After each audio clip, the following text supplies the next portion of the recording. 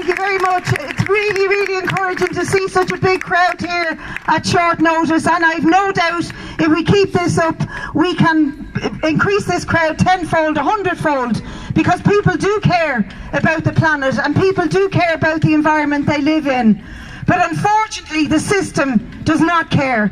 And when I say the system, I mean the system that drives the market to make profit for about 5% of the global population at the expense of the rest of us.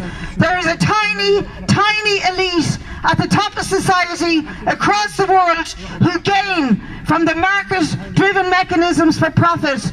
The planet does not gain, the species don't gain, the environment doesn't gain, and the human race will not gain. In fact, the IPCC report shows us that if we don't do something to keep global warming below 1.5 degrees in the next 12 years, 12 years is the blink of an eye, then we're in serious trouble.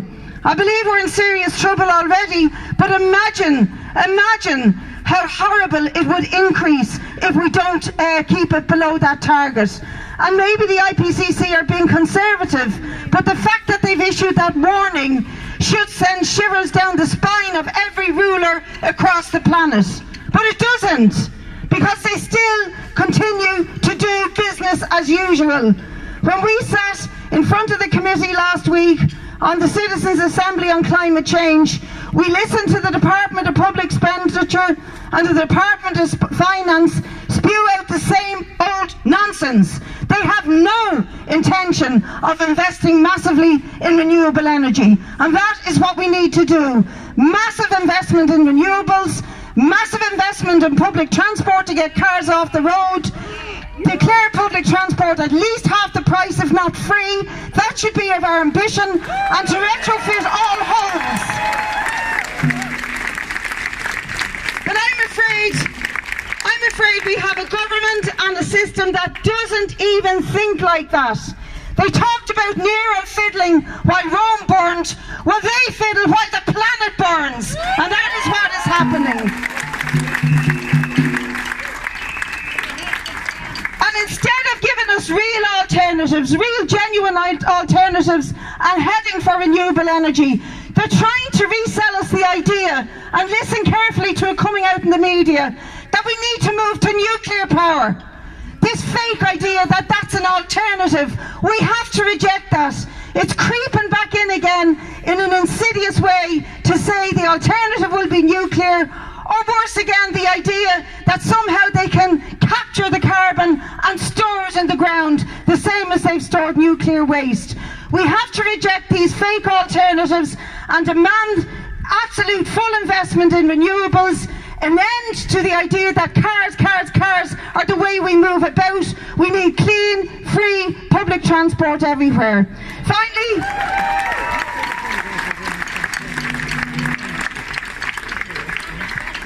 I do want to mention the bill, the Climate Emergency Bill, which is all about saying to the state and to the oil industry, no more exploring, no more licenses, keep it in the ground should be the message. Because unless they do that, and the science has already told us that 80% of known fossil fuels have to stay in the ground if we're to have any chance of success. So why issue more licenses for exploration? When they did this last year, there was a loaded plethora of groups found across the country, one of them called Not Here, Not Anywhere, and more groups that are forming around liquid natural gas terminals that are being given licenses off the coast of the west of Ireland. I want to plug for those groups because they're doing amazing work in highlighting this issue.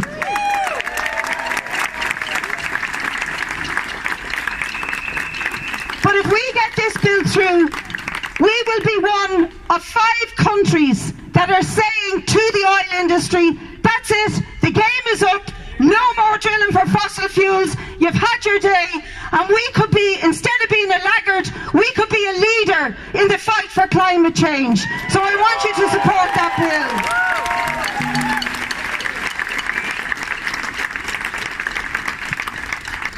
And lastly, I'll just say this, and I really believe this passionately. Market mechanisms will not deliver climate change and deliver the end of climate chaos. It is market mechanisms that got us into this mess, and they won't get us out. We need genuine people-powered alternatives that care about the planet and the environment, and we need to grow this movement in a serious way. Because unless we have tens of thousands of feet on the street, these guys in the buildings behind me will not listen. We know that. So let's get back to our communities, our workplaces, our families, our friends, our villages, our towns, and build this movement into a mass movement that they cannot ignore.